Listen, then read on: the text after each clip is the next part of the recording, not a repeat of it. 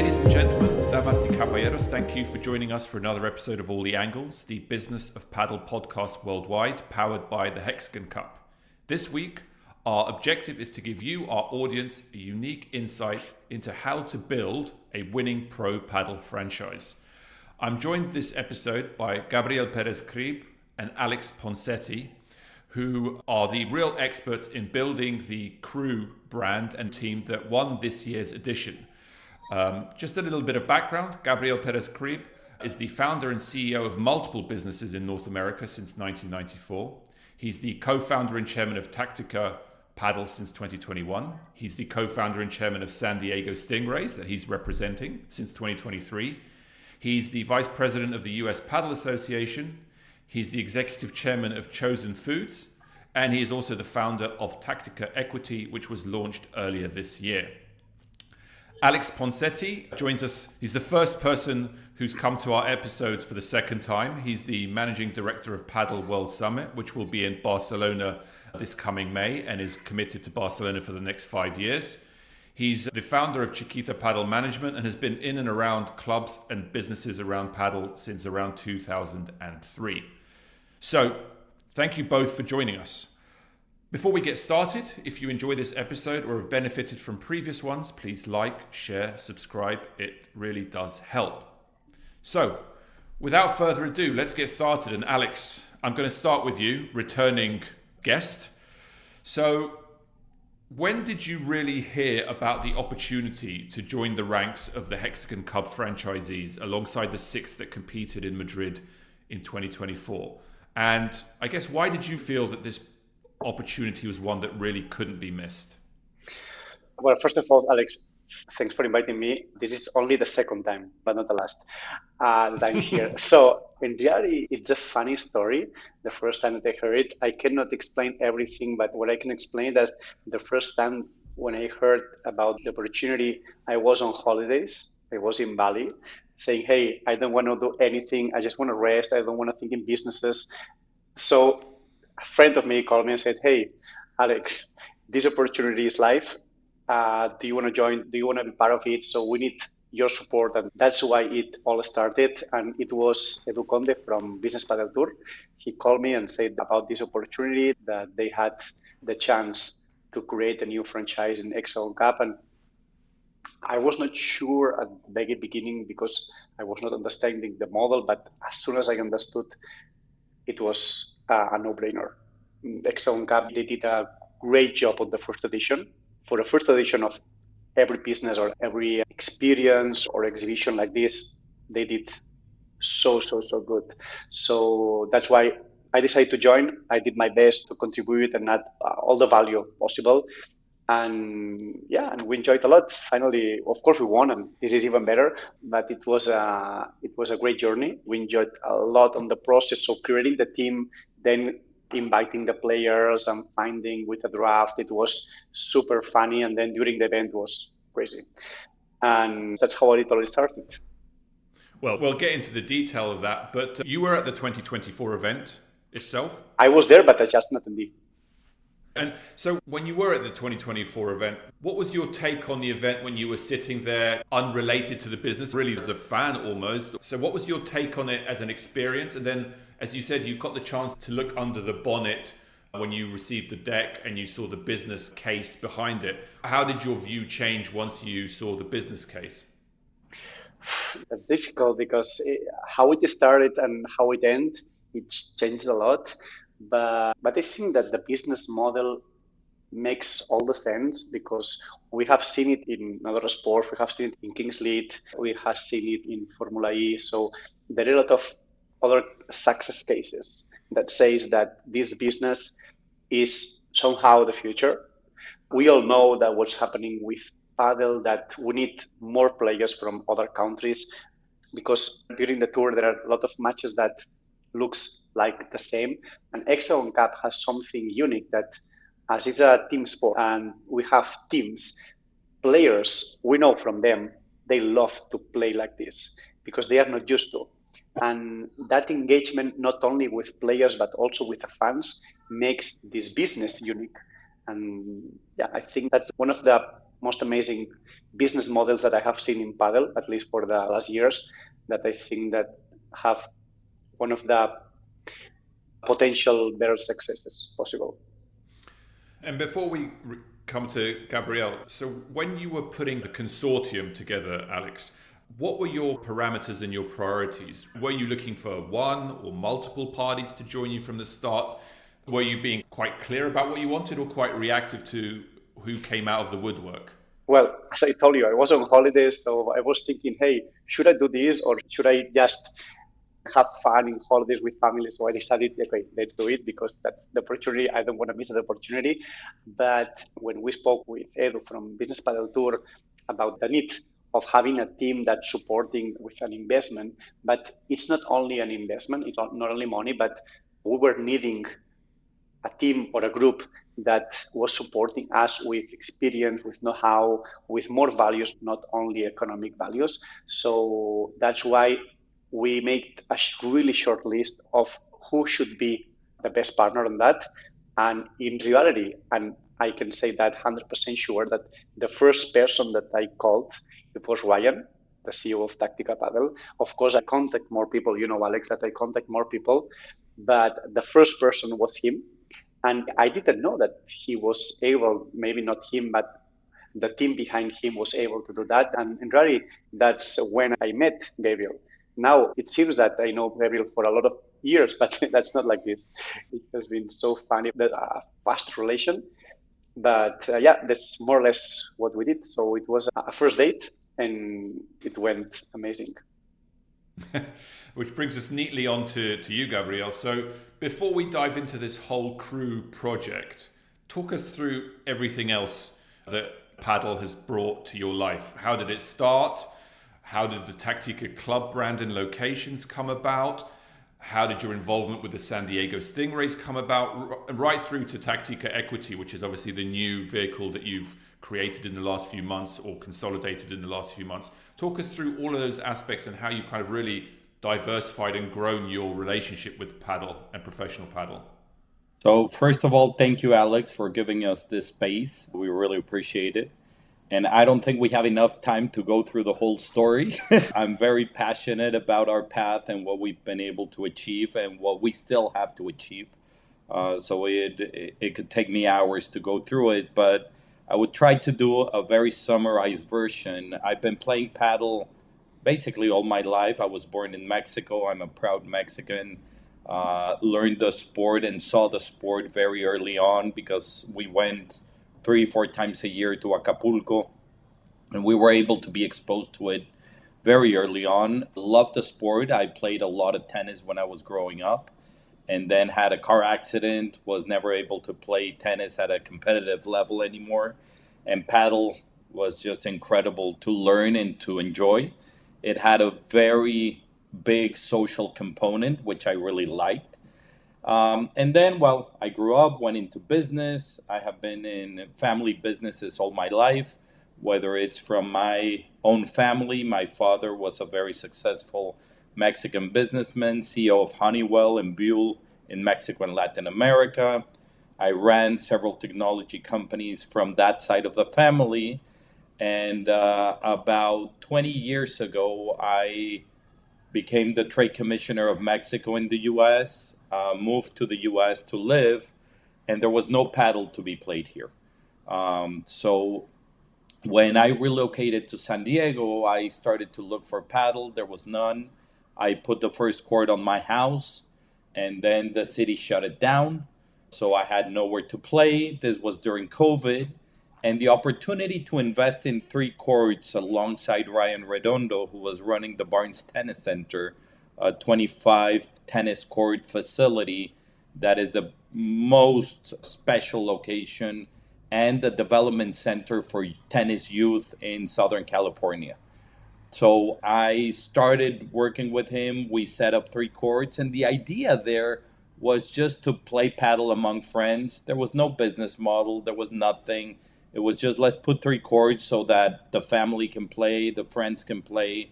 My 2 boys were in the national paddle team for the U.S., representing the U.S. So I wanted somewhere for them to train. And one thing led to another. This was 4 years ago. And now we're very proud to say that we are probably one of the biggest investors in paddle in the USA. The Pro Paddle League came to our doorstep. We decided to invest in it. We were investor number 2 in the Pro Paddle League. And then we started increasing the number of clubs. More than clubs is joint ventures. So our business model is first and foremost through joint ventures with existing venues. So right now we're testing different formats, whether it's universities, sports complexes, racket centers, resorts. We're testing every single variety of the JV versions we want to have. And that's the phase that we're in. We have many, many more plans around developing the infrastructure of paddle. But when everything started to come into play, it was critical for us to find a vehicle that could structure and organize absolutely everything.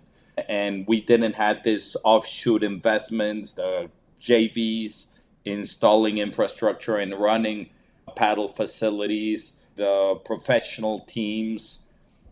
By that time, we were already evaluating Paddle NBA, which for us was a no-brainer. We had the exclusive rights for the west coast of Padel Gallis. We had the distribution of Padel Nuestro. So there were already a lot of elements that we needed to find a vehicle to create the structure needed to support them.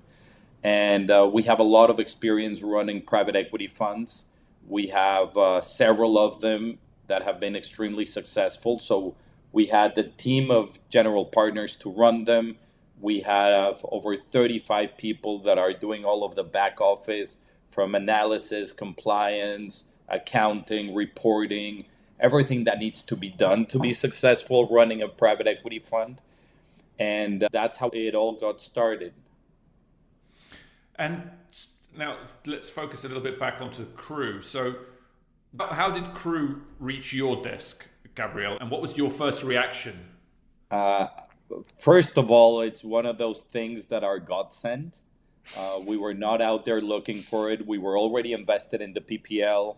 Our focus was with the PPL. We had been approached by Hexagon teams to invest in a minority stake in some of the teams. So we already knew a little bit about it. We already knew how it worked, the structure, the players, the stakeholders. So it was not new to us when it came to our desk. But when Ryan came to me and said, look, I went to the World Paddle Summit, met this amazing guy who's running it. He's bringing a couple of projects to our table. And let's explore them. Alex brought several of them that we've already materialized. But one of them was the Kru team. And for me, when I knew who was behind it, which was Eduardo Conde, who runs the business paddle tour in Spain, and Aguerro, it was a no-brainer. I mean, it was, yeah, let's do it, whatever it takes. We knew we were not the only one. So we had meetings with Kun. I flew to Miami to have an in-person meeting with him. It was going to be a couple of hours, and it turned to almost a whole day. So we truly connected there. We met with all of the Hexagon founders and shareholders. We met with Edu and Alex. So I think we interviewed, and it felt like almost a job interview that we were vying for the project. And I truly believe that we had the more strategic fit for them. It was not about the money. There's a lot of money right now available. And I don't think businesses get done just because you have access to money. It's precisely what Alex said. It was the connectivity, it was the relationship, and it was the strategic vision of what we could do together. And you said it wasn't a surprise when the deck came to you because you had been looking at the fundamentals already. Was there anything about the Hexagon Cup fundamentals and the proposition that really caught your eye, that felt like this is absolutely, we want to be involved in it? And was there a reason why you didn't take the previous opportunities and took this one? Well, there were several factors. The first of them was that we would be at the top of the cap table here. So that was important to us. Most of the investments we do, we want to have majority control. So that was one of them. The second is the meeting that I took with Aguero. That was probably one of the most impressive meetings I've had with, let's say, an ambassador, celebrity, icon of the sport. Just his dedication, the time he gave us. And there was one factor that truly changed it for me. We were at his house in Miami for over 4 hours going through all the specifics. He did not once took a look at his phone.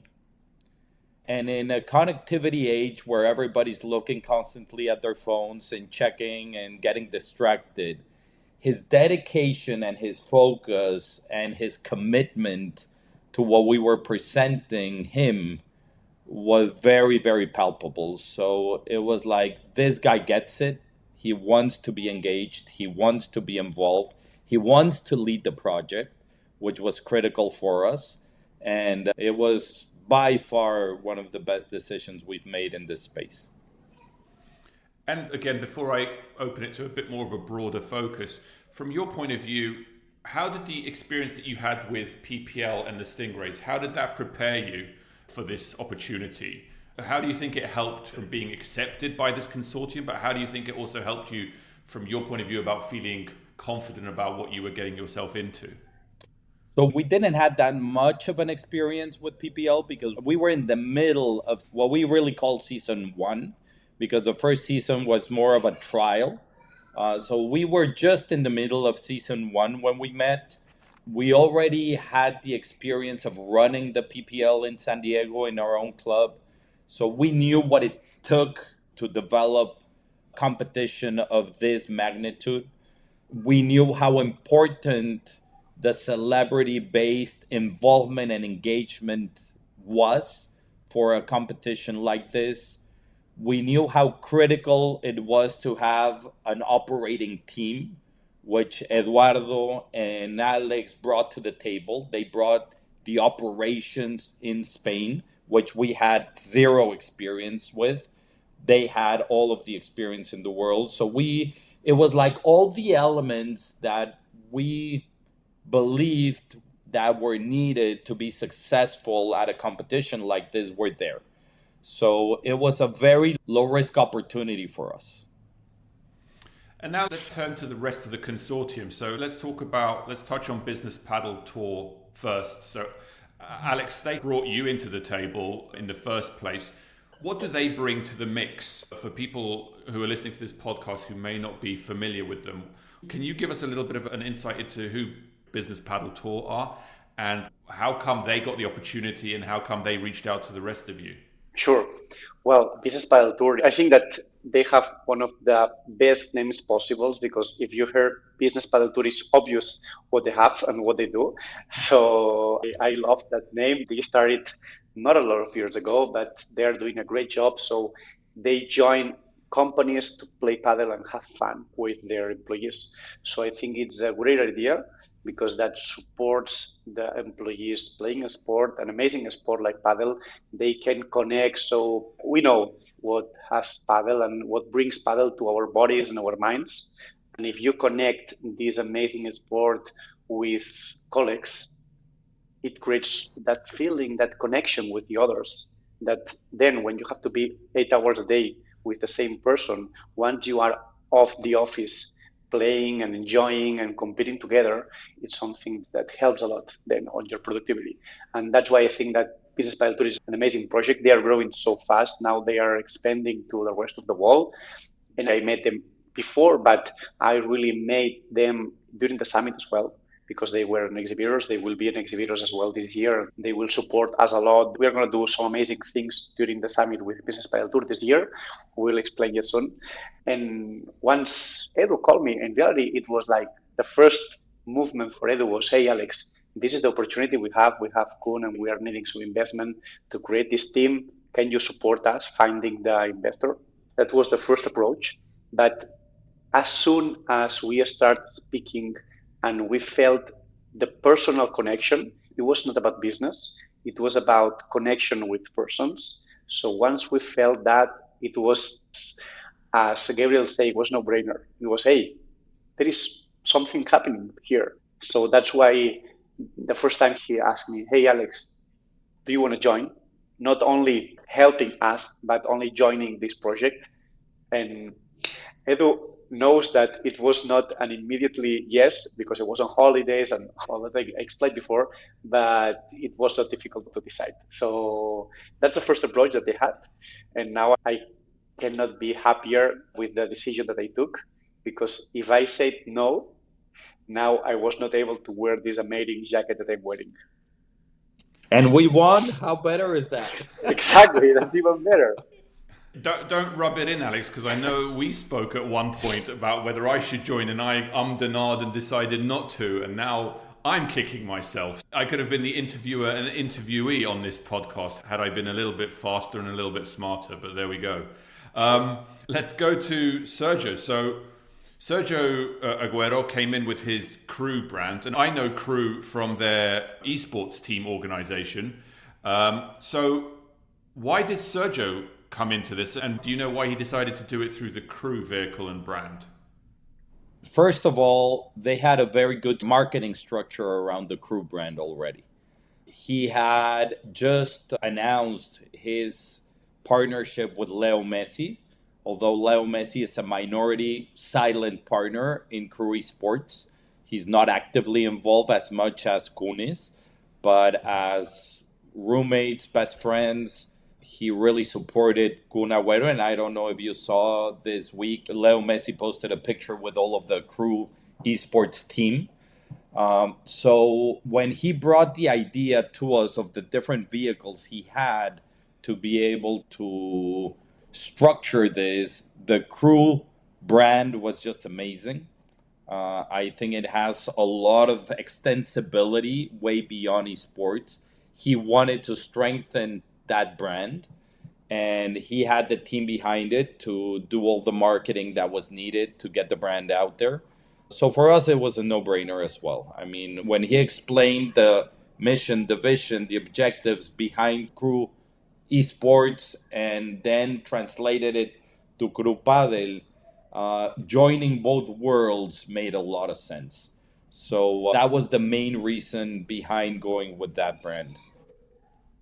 And you touched on Messi. He was kind of sprinkled into the original press release, I think. I know there was almost a soft launch when Sergio and Messi were filmed playing paddle together. But does Messi get involved at all in any of this? Or is there plans to involve him more? Or can you speak a little bit to the extent that he's going to be involved in the project? Yeah, I cannot speak much of him because I haven't met with him. So I don't have the first-hand relationship there. But what I can tell you is at this stage, the focus of Messi is first and foremost on his soccer career. Everything that is not related to that is second in priority. And this is Kun Aguero's project. Leo is supporting him. And I'm sure he will be involved at some point when he retires from soccer. He's very passionate about paddle, as you've been able to see in multiple posts, interviews that he's had. So we don't have any expectation for him to be actively involved. Kun Aguero brings more than enough to the table and for what we need. He's just a beast. What he showed us and everybody and the paddle world in Madrid. So it would be great to have, but it's not a need to have. And I think that's what makes this very, very special, that although he will be in the ecosystem, and for instance, for the final, he taped a message to all of our players before we played the final, thanking them and encouraging them and giving them the best wishes for the final, which we were able to play for all of our team. And they came out very excited because of that, right? But I would say the heart of this team is Kun Aguero. He's the heart. That was pretty evident if you were there in Madrid, because not only was he there on the sidelines leading the cheering as loudly as anyone, he was courtside at every match, but also even backstage when his team weren't playing, he was constantly on site. He was constantly accessible to a huge amount of people. He wasn't sequestered in some green room where no one could touch him or see him. He was available. He was having conversations.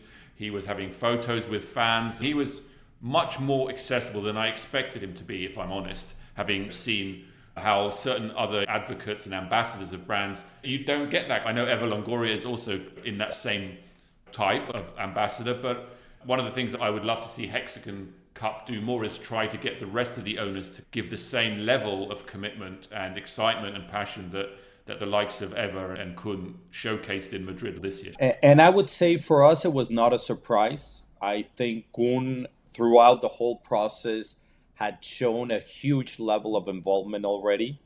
But what you say, I mean, it could have easily been him being present just at the matches, which is what everybody expected. But he really dedicated the time and his skill set, his knowledge of sport to our team as well. And I think that's what made a huge difference in why we won the championship. It was not just about the skill of play. It was about the level of involvement that he personally had with every single player in the team. And that was just unbelievable, right? If you see the tape of that week for us, after a day and a half of competition, Betaway put us next to last in terms of betting order to win the championship. That was the biggest mistake we made. We should have put the whole money we were going to get into that bet because it paid 17-1. But it was his heart that turned the team around. It was him being there for them. It was the event we did for the players, which he was there leading. It was the dinner we had with all of the players after day one of competition, where we had lost all the matches, and just cheering them on and being by their side and being with them, right? It was committing to having a celebratory dinner before we started the final. No matter what happened, we were going to go out and celebrate. So there were a lot of little things that happened along the way where he was an integral part of that. Let's now turn to the player portion of the conversation. So can you talk us through a little bit about the player recruiting piece? So first, you've got the franchise names, right? Chingoto, he had been part of the 11-11 roster last year when he came in as a replacement for Bella, who couldn't play in 2024. And on the female side, you had Claudia Jensen, who I think was in R9 last year. So you effectively had to borrow or transfer or acquire or convince two players who were already technically with other franchises to come and become your faces. How did that happen? Was it a transfer deal? I'm curious to know how you landed on those two names and how you got them to join. So that's a very good one. The first decision we made was our two franchise players and our main coach were going to be Argentinian. Period. End of story. There was no discussion around that. We wanted our two franchise players and our head coach to be Argentinian-born nationals. So when we went through the available players, Chingoto was not a franchise player for 11, and Claudia was not a franchise player for R9. So we spoke to them. That's where I say, and his brother, Mauri, they were integral in this. They took it upon themselves to talk to every single Argentinian-born paddle player. They reached out to everybody. They obviously approached both Maxi Sanchez, who we had chosen as to be our head coach, and Ramiro Choya. So they approached them to see their playing style, their fit with the values of the team. And that's how it came to be. Since they were not franchise players, they were available for us to have a direct negotiation with. Was there like a transfer fee or cost that was required, or it was just, would you like No, to because come? again, Yes, they great. were not franchise players. So Okay. they were open to be picked as franchise players by any other team. Got it. And Momo, who obviously paired with Chingotto, and Veronica, who paired with Claudia. Who decided that those two were the right fit for your franchise players? Was that the two coaches? Yeah, so all of us, I would say. All of us, we all got together before the draft. We saw all of the list of players that were available. We had our picks of who we were going to draft depending the order that we have. And even the players asked us who were the players that they were feeling more comfortable in terms of connection and playing style. So the players had to say on it. First and foremost, it was the players saying yes. From this list, these are the ones that I could really see myself playing with. The coaches had a very important say in it. Us as owners had a say in it. And when the order came, we knew exactly who we were picking of the ones that were available to us. Yeah. Got it. And finally, the final two members were Marina Lobo and Aguerro Perez. So what was the thinking with bringing those two on board? We had really good insights from the coaches and from people around us because, we know top 10, top 20 players, but maybe only people that is really, really involved in the tournaments knows the NextGen players, men or female. So for us was at the beginning a bit difficult to decide who were the best ones. So we had the support from the coaches, even for the players and from people around us, deciding who were the best choices for us, for our team. And that's why we were really lucky that we could choose Marina and Agueda, because both played, maybe not the first day, but they played better and better every day. And they gave us an amazing match in the final. It was amazing. We'll get to that in a second. So let's now go to the beginning of the event. Actually, before the first ball was even hit, how confident did you feel about the team that we've just talked about, how you assembled? And did that evolve over the course of the event, how confident you felt? I'm assuming the first day was a little chastening, but just talk us through how you went into the event. Well, I think it's an individual feeling because each of us were feeling something different. In my case, I was feeling very confident because I knew that it was a long path and it was not just one match, it was a league. And I was confident because I was trusting the team we were having, not only the players, but also the whole team, the coaches and the team supporting. So I was feeling confident the first days. I don't know about Gabriel, but I was sure that at least we were going to the final. Yeah, I knew we had a great team. We had a great chemistry on the team. We structure a WhatsApp group after the draft, and the interaction and the dynamics in the chat were just amazing. I mean, the attitude of everybody was extremely positive. So we knew we had a great team. We knew we had one of the top male teams in the competition. That we knew for a fact. The style of Momo and Fede really complemented each other very, very well. We knew we had a strong women's team. The NextGen, as Alex said, I personally had never seen them play, so I was not that aware of how they were playing. And when the competition started, the nerves took the best of the NextGen. It was not about their capability at all. It was about the nerves and the stage and the style of play when you're playing as a team and you have the whole team in the stands looking at you and being there for you. For kids, it could get a lot of pressure. So I think the nerves got the best of us day one, and we surely turned it around, led by our captains, our coaches, and Mauri and the rest of the bench. We were fighting to get those seats on the bench because everybody wanted to be there. So the outflow was all in the stands. We had a lot of people there involved in the project that truly were passionate about what we were doing. Yeah. That brings me on to my next question, which was, I wanted to talk a little bit about some of the key milestones for the team. And you've touched on some of them already. So one is the launch event. that you were part of, which kind of really cemented, I'm sure, your brand, your entrance, but also your relationships.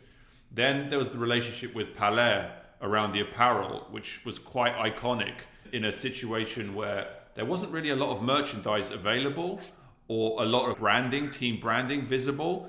And you guys, through Paler, through the Kru logo, became incredibly high visibility.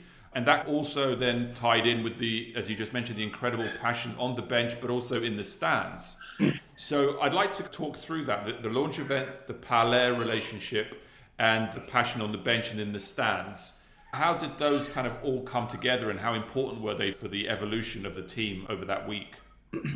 So I'll talk a little bit about the event. Originally, the event was going to be the launch of the Taktika Equity Fund. So we wanted to do a very curated, very small, 50 people, targeted to potential investors with the players to launch Taktika Equity.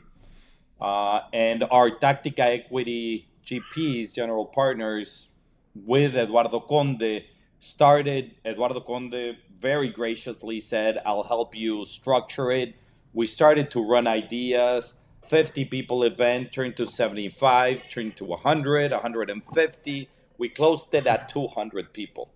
And that's when we decided this has to be a celebration of the team. Taktika Equity, we will have a lot of opportunities to launch it down the road. It's a fund that is focused for the American market. So let's shift and do the launch in the United States. And let's do this event about the players first and foremost.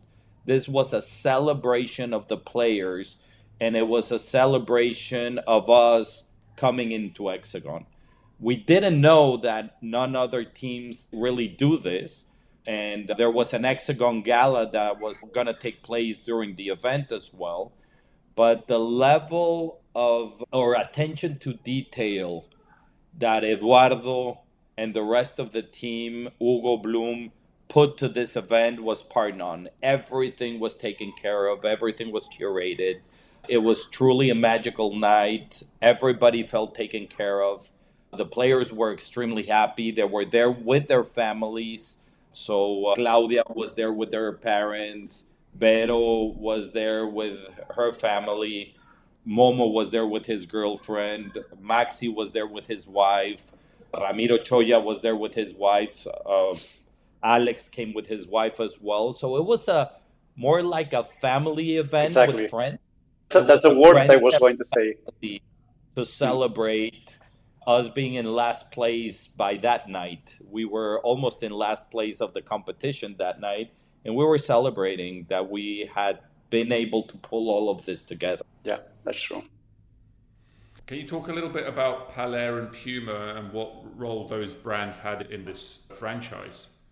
Let me just say something, because then you can go with Paler and Puma, but in reality, we had brands that support the team. That was AIX Investments and PAX. That was the sponsors that we had on the Kru Padel team by Taktika. I didn't want to miss that as well. And so they support us a lot, because not only creating, but managing and operating a team like this is not easy, and it's expensive, and we were needing a lot of, so I think that we made a great job. And of course we had also other brands that support us, like Puma and Paler. And Gabriel, if you want to talk about them, feel free, please. Yeah, so Puma came from the relationship with Kun. Kun has been working with Puma most of his life. He has a very strong relationship. So Puma was the sponsor of our uniforms, I would say. Remember, the players had to wear the brands that they're committed to. So Fede and Claudia had to wear Bull Paddle, for instance, right? But the gear outside of the competition, Puma was the one that we had chosen. And with Paler, originally, it was just going to be a collaboration for one event. And Sarah Horrocks did an incredible job of bringing something that turned out to be very special, which started with the hats, the caps. She did an incredible job producing a very high quality cap that we didn't have a Puma cap. So originally it just started like, well, I'm going to wear this cap for the game. And then everybody started saying, where did you get that cap? I want it. It became sort of a cult following of It was I a hype. want. At least 100 people asked me for that cap. So where can I find it? No, no, you cannot find it because it's just for the team and for our friend, family. That's all. So it became some kind of hype, and it was a funny story. She did our sweatshirts as well, that she did it just to give them out to us as a gift. We hadn't planned for the sweatshirts, but if you remember, it was cold those days, it was raining, and that was the warmest gear we all had there. So we were Hundred all percent. wearing it first because it was cold, but then, I mean, the look and feel of the cap of the sweatshirt just took over. And it was this aspirational, I would say, that we didn't had to sell. We had no plan to give it away. As Alex just mentioned, it started just for the team. And then all of the stakeholders wanted one, and then all of the families wanted one, and we ran out of them. So it was like, oh my God, well, I'm going to lend you mine for the event, but then I want it back. And it was a very, very special situation that happened with that. I think also that neon pink logo, Yeah. which in the UV light in the arena popped. Like it was, you couldn't see anything in the stadium, but the one thing you saw were those pink UV light enhanced logos sprinkled throughout the audience, which really was just, as you said, it was just like a hype moment. But Drop trust us, if that you was tried. something unexpected. Sarah herself, I spoke to her. She was surprised at how the popularity of it spread like wildfire through that arena. I certainly tried to twist a few arms to get hold of some myself, but unfortunately couldn't get hold of it. But I'm probably one of those 100 that you're mentioning, Alex. And can you talk about the stands? Because I think you touched on this, Gabriel, that obviously not everyone could sit courtside. So you had actually significant numbers in the stands. But I saw loads of banners. I saw those pink logos. It looked like the only team that had organised, whether it was fans or friends and family, was, again, Kru Padel by Taktika, who every time your players were on court, the fans, the merchandise, the branding, the flags, the banners, they were all visible. Yeah. Was that coordinated, or how did that come about? It was coordinated, but I think that, and we didn't talk about this yet, but I think that a team sport like Hexagon Cup, it's the way that it should go, because it's the way to create that engagement with the fans. That is like, for me, I like to compare it with Davis Cup. So even we need more people, more fans doing noise between the points and engagement and having fun and screaming and all that. I think that that's where it should do, because at the end it's an exhibition, it's a real experience. So we were expecting that. We were expecting that with the flags, with all we prepared. But I would like that all teams do the same in the future. Let's now talk about the trophy win. So, once you guys won 2025, spoiler alert, what's been the response after the win in terms of investors, commercial partners, players, fans? Have there been any specific developments proposed or embraced on the back of that win that really were a product of the success? I mean, we're not looking for investors, so we're very fortunate to be very well funded. But definitely the sponsor pool has increased. The interest to do things has increased. If Eduardo was here, we've received tens or hundreds of calls to do collaborations, to do activations. We're taking our time. We're picking our battles. If we're going to do something, we want to do it very, very well curated, which is what the brand deserves and the team deserves. We tried to do something around the Miami racket scene that was there. Eva Longoria was there a couple of days before celebrating her 50th birthday. The players were there. Unfortunately, Kun had other commitments in Europe that he couldn't make it fit So when Eva Longoria was there, Kun was not there and vice versa. So it was very hard to coordinate agendas and do something really special. And we don't want to just do an event to do an event. It has to be very well curated. So there's a lot of excitement. There's a lot of hype. We're going to definitely capitalize on it, but we're going to take time. We don't have to throw everything out the window day one. And how did the other teams and owners react to your tournament win? Any jealousy?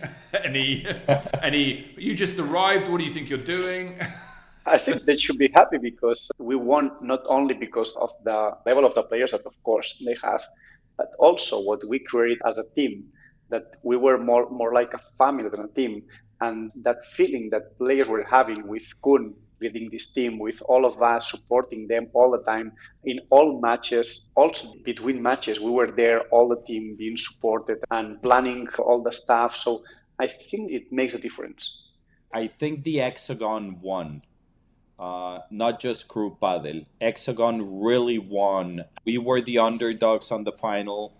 The fact that the NextGen decided the final was amazing. They had lost against the Rafa Nadal team. It was a very clear loss a couple of days before. So this was a rematch. It was full with drama. We had some match points on the women's game that probably we should have won, and then it would have been ended with the men's team. I'm so happy that it was decided by the NextGen and that it was a rematch, because that brought another level of how it was decided. And these two young women were just so confident when they stepped into the court. And they told us, don't worry about us, we got this. We got this. We're going to give it our all. So I think Hexagon, if you were there the year before and you were there this year, there was a very clear evolution. I think all the owners are on the same page that this is evolving, that this is getting better and better. And we were all very happy. We created a very good synergistic relationship between the owners. Obviously, there was a competitive tension because we all wanted to win. Nobody likes to lose, but only one can win. The other 9 are going to lose by default, just by the structure of the competition. But I think everybody was very supportive. And after we won, I received from every single owner of the other teams a congratulatory message. And that's special, right? That's special. That means about the professionalism and the commitment that we as owners have to this competition and to developing the event moving on. And anything you would have done differently if you could go back in the last 12, 18 months since the journey began? Is there anything that you think you would have liked to have done differently? Not me. No. It's hard to respond that when you win, right? Yeah, it kind of worked out well. Whatever happened, ups and downs, it seemed to work out in the end, right? I would say the only thing I would have done differently is what I said a couple of minutes ago, to put the pod on that 17-1 bet. That would have been something special to share with the players. I would have shared all of those earnings with all of our team and the coaches, primarily because the coaches were there really just to support us. They made very little money from this event. I think that's something that should change down the line. The coaches should get at least something from winning the tournament. But overall, it was one of the most magical weeks that I've experienced, and we've had many, but this was very, very special. Yeah. And now the last 2 questions just about the future. So what are your hopes for the future of the team and the brand? So obviously you can touch on Hexagon 2026, but beyond that, how do you think the brand and the team come to life between now and 2026? Is there any plans, for example, around Argentina, considering that, as you said, you've made quite a deliberate decision to be quite an Argentinian-centric brand? What are we going to see from Kru Padel by Taktika between 2025 Hexagon Cup and 2026 Hexagon Cup? Well, I think that is, as Gabriel said, that we want to do it the proper way. At least what we will do is to be there and play 2026 Hexagon Cup. We'll be there and doing our best to win again.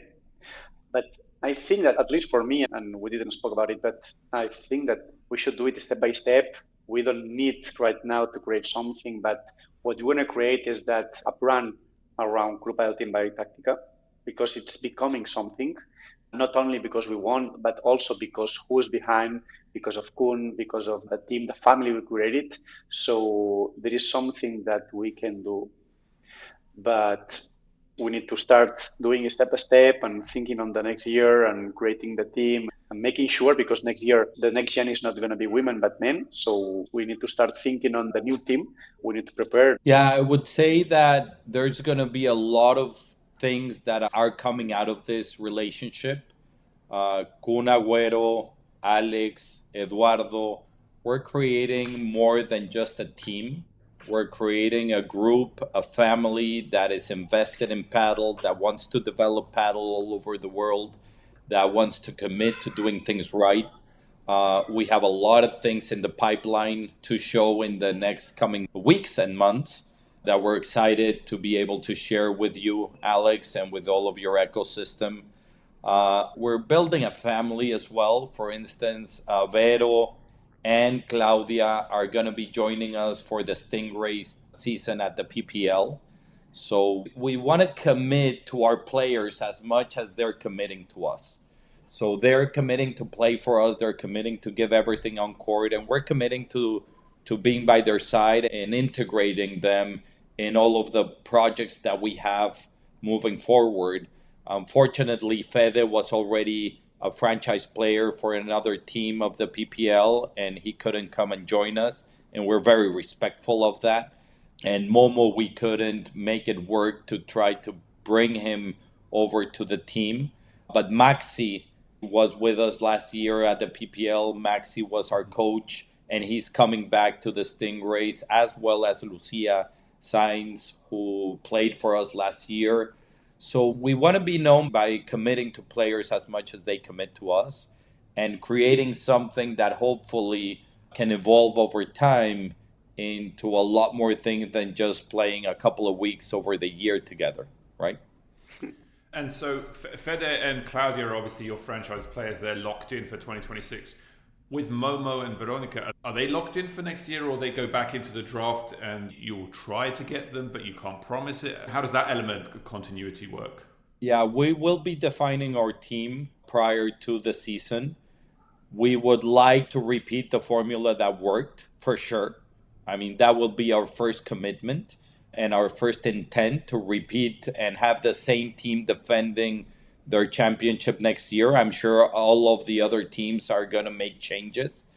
If we can maintain that core team, those four, and the next gen man, we'll definitely have to pick from the draft. But if it worked, let's repeat it. That would be my intent. But a lot of things can happen from here to then. But originally, our intent would be to repeat. Yeah. And a significant 2026 merchandise offering, I'm assuming. A lot of surprises are in the horizon. Exactly. I don't think you need to be a high-priced consultant to suggest that might be a good idea for 2026. Last question, just because obviously there are a lot of listeners from the business of paddle. You touched on this, Gabriel, already with regards to investors, but are you looking for any further support from partners or investors or anybody else in the industry who can help with the Kru Padel by Taktika project, or indeed any of the other projects that you guys are working on? For sure. I mean, we're launching probably one of the biggest paddle-centric funds in the world, and for sure the biggest for the United States. That I know for a fact. We want to invite everybody that wants to participate in this journey to be a part of our journey. We cannot build this alone. What we want to build, we need a lot of very talented people, partners that could really see the vision that we want to put together and contribute and collaborate with us. We're very open, so if anybody wants to reach out, I'm everywhere in Instagram, LinkedIn, Facebook, Alex as well. We will be at the World Paddle Summit. I'm very, very happy to have accepted to be part of the board of the World Paddle Summit and support Alex in this incredible mission that he has to get paddle everywhere. So we will be there, open to have any meetings, open to meet with everybody that wants to collaborate in building something special. And Alex, from your side, anything you want to add?